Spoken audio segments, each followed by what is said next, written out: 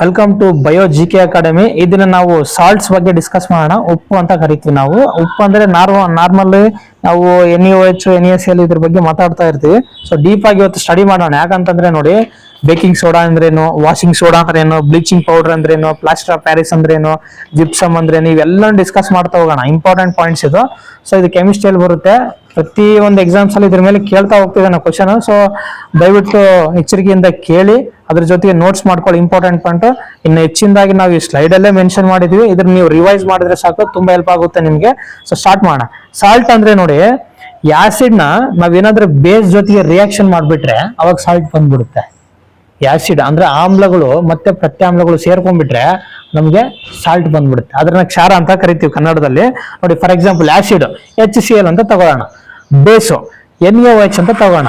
ಈ HCl ಮತ್ತೆ NaOH ಎರಡು ಸೇರ್ಕೊಂಡ್ಬಿಟ್ರೆ NaCl ಪ್ಲಸ್ ವಾಟರ್. ಈ NaCl ಅನ್ನೋದು ಉಪ್ಪು. ನೋಡಿ, ಅದಕ್ಕೆ ಹೇಳ್ತಿರೋದು, ಆಸಿಡ್ ಮತ್ತೆ ಬೇಸ್ ಸೇರ್ಕೊಂಡ್ಬಿಟ್ರೆ ನಮ್ಗೆ ಉಪ್ಪು ಸಿಗುತ್ತೆ. ಆ ಉಪ್ಪು ತಯಾರು ಮಾಡುವಂತ ರೀತಿ ಕೂಡ ನಮ್ಗೆ ಗೊತ್ತಾಯ್ತು. ನೆಕ್ಸ್ಟ್ ಕೆಲವೊಂದು ಕಾಮನ್ ನೇಮ್ಸ್ ಮತ್ತೆ ಕೆಮಿಕಲ್ ನೇಮ್ಸ್ ಬಗ್ಗೆ ಡಿಸ್ಕಸ್ ಮಾಡೋ. ತುಂಬಾ ಎಕ್ಸಾಮ್ಸ್ ಅಲ್ಲಿ ಕೇಳಿದಾನೆ. ಟೇಬಲ್ ಸಾಲ್ಟ್ ಅಂತಂದ್ರೆ ಏನಂತ ಕೇಳಿದಾನೆ. ಅದರ ಸೋಡಿಯಂ ಕ್ಲೋರೈಡ್ ಅಂತ ಕರಿತೀವಿ. ಸೋಡಿಯಂ ಕ್ಲೋರೈಡ್ ಅಂದ ತಕ್ಷಣ ಟೇಬಲ್ ಸಾಲ್ಟ್ ಅಂತ ಗೊತ್ತಿರಬೇಕು. ಇದು ಇಂಪಾರ್ಟೆಂಟ್ ಪಾಯಿಂಟ್. ಈ ಸೋಡಿಯಂ ಕ್ಲೋರೈಡ್ ತುಂಬಾ ತಲೆ ಯೂಸ್ ಮಾಡ್ತಾ ಇರ್ತೀವಿ ನಾವು ಆಹಾರನ ಸಂರಕ್ಷಣೆ ಮಾಡ್ಲಿಕ್ಕೆ. ಸಪೋಸ್ ಮೀನುಗಳು ಕೊಳಿಬಾರ್ದು ಅಂತ ಹೇಳೋದಕ್ಕೆ ಉಪ್ಪು ಹಾಕಿ ನಾವು ಸಂರಕ್ಷಣೆ ಮಾಡ್ಲಿಕ್ಕೆ ಟ್ರೈ ಮಾಡ್ತಾ ಇರ್ತೀವಿ. ನೆಕ್ಸ್ಟ್ ಅದೇ ತರ ದಿನನಿತ್ಯ ಕೂಡ ನಾವು ಸಾಲ್ಟ್ ನ ಯೂಸ್ ಮಾಡ್ತಾ ಇದೀವಿ. ಮನೇಲಿ ನಾವು ಅಡಿಗೆ ಮಾಡ್ಬೇಕಂದ್ರೆ ಫಸ್ಟ್ ಸಾಲ್ಟೇ ಬೇಕು ನಮ್ಗೆ. ಈ ಸಾಲ್ಟ್ ಇಲ್ಲ ಅಂದ್ರೆ ನಡೆಯಲ್ಲ. ಸೊ ಪ್ರತಿಯೊಂದು ಅಡಿಗೆಗೆ ನಾವು ಸಾಲ್ಟ್ ಹಾಕ್ತಿರ್ತೀವಿ. ಉಪ್ಪು ಖಾರ ಇಂಪಾರ್ಟೆಂಟ್. ಉಪ್ಪು ಬೇಕಾಗಿದೆ NaCl ಇಂದ ಗೊತ್ತಿರ್ಬೇಕು ನಾವು. ಇದನ್ನ ಟೇಬಲ್ ಸಾಲ್ಟ್ ಅಂತ ಕರಿತೀವಿ.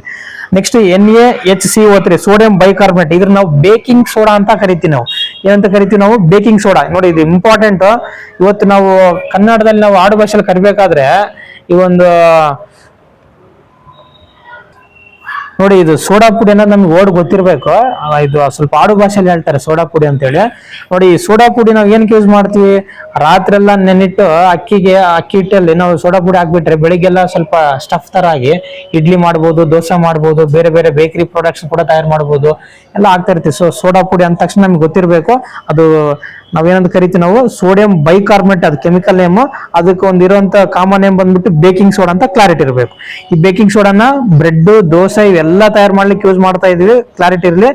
ನೆಕ್ಸ್ಟ್, ಇನ್ ಕೇಸ್ ನಮ್ಗೆ HCl ಇಂದ ಪ್ರಾಬ್ಲಮ್ ಆದಾಗ, ಗ್ಯಾಸ್ಟ್ರಿಕ್ ಏನಾದ್ರೂ ಸಮಸ್ಯೆ ಇದ್ದಾಗ ಈ ಒಂದು ಸೋಡಿಯಂ ಬೈಕಾರ್ಬನೇಟ್ ನ ಹಾಕಿ ನಮ್ಗೆ ನ್ಯೂಟ್ರಲೈಸ್ ಮಾಡ್ತಾರೆ. ಹೆಲ್ತ್ ಆಗಿ ಆಗ್ಲಿಕ್ಕೆ ಇದು ಒಂದು ಯೂಸ್ ಮಾಡ್ತೀವಿ. Next washing soda. ನೋಡಿ, ಇದು ಸೋಡಿಯಂ ಕಾರ್ಬನೇಟ್ ಅಂತ ಕರಿತೀವಿ. ವಾಷಿಂಗ್ ಅಂತಂದ್ರೆ ಅಲ್ಲೇ ಓಡಿದೆ, ನಾವು ಕ್ಲೀನ್ ಮಾಡ್ಲಿಕ್ಕೆ ಬಳಸ್ತಾ ಇರ್ತೀವಿ. ಮತ್ತೆ ಇದು ಸೋಡಾ ಬೂದಿ ಅಂತ ಕರಿತೀವಿ ನಾವು. ಇದು ಇಂಪಾರ್ಟೆಂಟ್. ನೋಡಿ, ಇವೆಲ್ಲ ಬಟ್ಟೆ ತೊಳೆಯಲಾಗ್ಲಿ ಮತ್ತೆ ಈ ಒಂದು ಹಿಂದಿನ ಕಾಲದಲ್ಲಿ ಬಟ್ಟೆಗೆ ಬಳಸುತ್ತಿರುವ ಚವಳು ಪುಡಿಯಲ್ಲಿ ಸೋಡಿಯಂ ಕಾರ್ಬನೇಟ್ ಕೂಡ ಇರ್ತಿತ್ತಂತೆ. ಬಟ್ಟೆ ತೊಳಿಲಿಕ್ಕೆ ಅಂತ ಯೂಸ್ ಮಾಡೋದಂತ ಕ್ಲಾರಿಟಿ ಇದೆ. ಅದಕ್ಕೆ ಇದನ್ನ ನಾವು ವಾಷಿಂಗ್ ಸೋಡಾ ಅಂತ ಕರಿತೀವಿ. Na2CO3 10H2 ಅನ್ನೋದು ಕ್ಲಾರಿಟಿ ಇರ್ಬೇಕು. ಅದು chemical name. Next bleaching powder ಬಗ್ಗೆ ಮಾತಾಡೋಣ. ಈ ಬ್ಲೀಚಿಂಗ್ ಪೌಡರ್ ಬಂದ್ಬಿಟ್ಟು ಈ ಒಂದು ಕ್ಯಾಲ್ಸಿಯಂ ಆಕ್ಸೋಕ್ಲೋರೈಡ್ ಅಂತ ಕರಿತೀವಿ. ಇದು ಇಂಪಾರ್ಟೆಂಟ್ ನೋಡ್ರಿ. ಬ್ಲೀಚಿಂಗ್ ಪೌಡರ್, ಈ ಬ್ಲೀಚಿಂಗ್ ಪೌಡರ್ ಎಲ್ಲಿ ಬಳಸುವಪ್ಪ ಅಂತಂದ್ರೆ ಡಿಸ್ಇನ್ಫೆಕ್ಟೆಂಟ್ ಮತ್ತೆ ಈ ಒಂದು ಬ್ಲೀಚಿಂಗ್ ಎಲ್ಲ ಆಗ್ಲಿಕ್ಕೆ ಯೂಸ್ ಮಾಡ್ತಾ ಇರ್ತೀವಿ. ಎಲ್ಲೆಲ್ಲಿ ಕೆಮಿಕಲ್ಸ್ ಒಂದು ರಾಸಾಯನಿಕ ಇದನ್ನ ಯೂಸ್ ಮಾಡಿ ಕೀಟಗಳ ನಾಶ ಮಾಡ್ಲಿಕ್ಕೆ ಬಳಸ್ತೀವಿ ಅನ್ನೋದು ಗೊತ್ತಿರಬೇಕು. Next plaster of Paris. ಇದು ಒಂದು ಇಂಪಾರ್ಟೆಂಟ್. ನೋಡಿ, ಯಾವುದೇ ಹಾಸ್ಪಿಟಲ್ ಅಲ್ಲಿ ನಮ್ಗೆ ಪ್ರಾಬ್ಲಮ್ಸ್ ಆದಾಗ, ಲೈಕ್ ಏನಾದ್ರು ಬೋನ್ ಏನಾದ್ರು ಮುರಿದಾಗ ಅಥವಾ ಏನಾದ್ರು ಫ್ರಾಕ್ಚರ್ಸ್ ಆದಾಗ ಅದಕ್ಕೆ ನಾವು ಕಟ್ಸ್ಕೊಂಡ್ ಬರ್ಬೇಕಂತ ಹೇಳ್ತಾ ಇರ್ತೀವಿ. ಆ ಕಟ್ಟೋದ್ರಲ್ಲಿ ಏನಿದೆ ಅಂತಂದ್ರೆ ಈ ಪ್ಲಾಸ್ಟರ್ ಆಫ್ ಪ್ಯಾರಿಸ್ ಇದೆ ಅನ್ನೋದು ಗೊತ್ತಿರ್ಬೇಕು. ಕ್ಯಾಲ್ಸಿಯಂ ಸಲ್ಫೇಟ್ ಆಫ್ H2 ಅನ್ನೋದು ಒಂದು ಫಾರ್ಮುಲಾ ಅದು.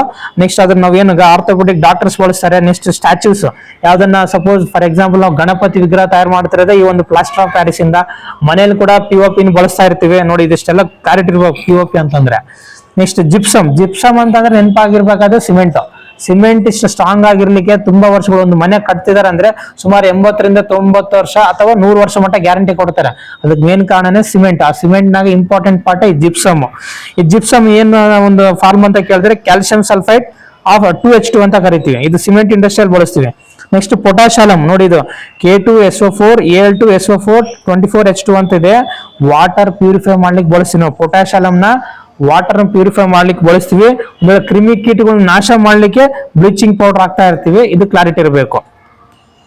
ನೆಕ್ಸ್ಟ್ ಪೊಟ್ಯಾಷಿಯಂ ಆಯ್ತು. ನೆಕ್ಸ್ಟ್ ಎಪ್ಸಮ್ ಸಾಲ್ಟ್ ಬಂದ್ಬಿಟ್ಟು ಇದು ಮೆಡಿಸನ್ ಅಲ್ಲಿ ಯೂಸ್ ಮಾಡ್ತೀವಿ, ಅಗ್ರಿಕಲ್ಚರ್ ಅಲ್ಲಿ ಬಳಸ್ತೀವಿ. ಮೆಗ್ನೀಷಿಯಂ ಸಲ್ಫೈಡ್ 7H2 ಅಂತ ಕರಿತೀವಿ ಎಪ್ಸಮ್ ಸಾಲ್ಟ್. ನೆಕ್ಸ್ಟ್ ಗ್ಲಾಬರ್ ಸಾಲ್ಟ್ ಅಂತ ಕರಿತೀವಿ, ಇದು ಸೋಡಿಯಂ ಸಲ್ಫೈಡ್ 10H2, ಇದು ಗ್ಲಾಸ್ ಮತ್ತೆ ಪೇಪರ್ ಇಂಡಸ್ಟ್ರಿಯಲ್ಲಿ ಬಳಸ್ತೀವಿ. ಇಷ್ಟು ನಮಗೆ ಕ್ಲಾರಿಟಿ ಇರಬೇಕು. ನೆಕ್ಸ್ಟ್ ಇನ್ನ ಕೆಲವೊಂದು ಸೆಂಟ್ರಲ್ ಎಕ್ಸಾಮ್ಸ್ ಅಲ್ಲಿ ಈ ಬ್ಲೂ ವಿಟ್ರಾಲ್ ಮತ್ತೆ ವಾಷಿಂಗ್ ಸೋಡಾ ಬಗ್ಗೆ ತುಂಬಾ ಸಲ ಕೇಳಿರ್ತೇನೆ. ಬ್ಲೂ ವಿಟ್ರಾಲ್ ಅಂತಂದ್ರೆ ಕಾಪರ್ ಸಲ್ಫೇಟ್ 5H2 ಅನ್ನೋದು ಗೊತ್ತಿರ್ಬೇಕು ನಮ್ಗೆ. ನೆಕ್ಸ್ಟ್ ಕೆಲವೊಂದು ಒನ್ ಲೈನರ್ಸ್ ಇಂಪಾರ್ಟೆಂಟ್ ಮಾತಾಡೋಣ. ಟೇಬಲ್ ಸಾಲ್ಟ್ ಅಂದ್ರೆ ಸೋಡಿಯಂ ಕ್ಲೋರೈಡ್, ಇದು ಒಂಥರ ರಿವಿಷನ್. ಬೇಕಿಂಗ್ ಸೋಡಾ ಅಂತಂದ್ರೆ ಸೋಡಿಯಂ ಬೈಕಾರ್ಬನೇಟ್.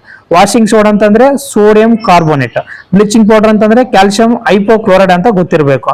POP ಅಂತಂದ್ರೆ ಕ್ಯಾಲ್ಸಿಯಂ ಸಲ್ಫೈಡ್ ಎಮಿಹೈಡ್ರೇಟ್ ಅಂತ ಕರಿತೀವಿ.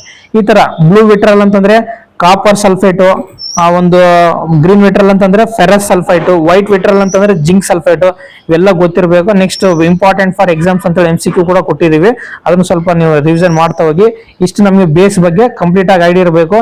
ನೋಡಿ ಆಸಿಡ್ ಬಗ್ಗೆನೂ ಮಾತಾಡಿರ್ತೀನಿ, ಬೇಸ್ಗಳ ಬಗ್ಗೆನೂ ಮಾತಾಡಿರ್ತೀನಿ. ನೆಕ್ಸ್ಟ್ ಸಾಲ್ಟ್ಸ್ ಬಗ್ಗೆನೂ ಕಂಪ್ಲೀಟ್ ಆಗಿದೆ. ನೆಕ್ಸ್ಟ್ ಹಿಂದೆ ವಿಡಿಯೋಸ್ ಅಲ್ಲಿ ಕೂಡ ಈ ಒಂದು ಮೆಟಲ್ಸ್ ಬಗ್ಗೆನೂ ಮಾತಾಡಿದ್ವಿ, ಮೆಟಲೈಟ್ಸ್ ಬಗ್ಗೆ ಮತ್ತೆ ಅಲಾಯ್ಸ್ ಬಗ್ಗೆ, ಗೋಲ್ಡ್ ಬಗ್ಗೆನೂ ಡಿಸ್ಕಸ್ ಮಾಡಿವಿ. ಸೊ ನೀಟಾಗಿ ಅಬ್ಸರ್ವ್ ಮಾಡ್ಕೊಳ್ಳಿ, ಇನ್ನೂ ಹೆಚ್ಚಿನದಾಗಿ ವಿಡಿಯೋಸ್ ಮಾಡ್ತೀವಿ. ಸೊ ದಯವಿಟ್ಟು ನೀವೆಲ್ಲರೂ ಸಪೋರ್ಟ್ ಮಾಡಿ, ಸಬ್ಸ್ಕ್ರೈಬ್ ಮಾಡಿ, ಶೇರ್ ಮಾಡಿ, ಲೈಕ್ ಮಾಡಿ. So thanks for watching.